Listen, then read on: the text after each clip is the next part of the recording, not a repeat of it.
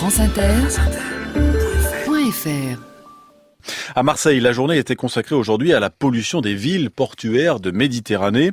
L'occasion de rappeler quelques évidences qu'on n'imagine pas forcément quand on songe au bord de la mer.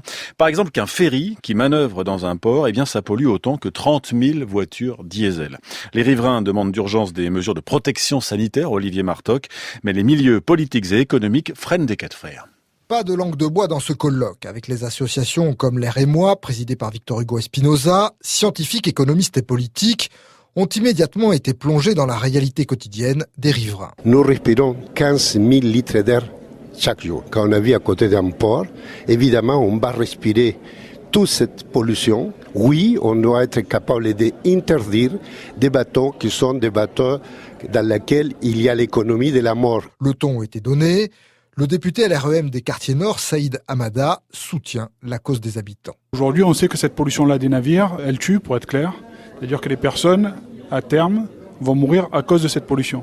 Comment est-ce que l'on fait pour arrêter de manière définitive la pollution de ces bateaux et que l'on ne nous pose pas des raisons économiques?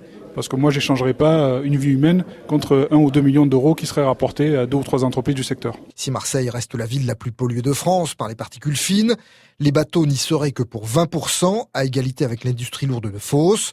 Le trafic routier et le chauffage pollueraient plus, selon les données d'Airpaca.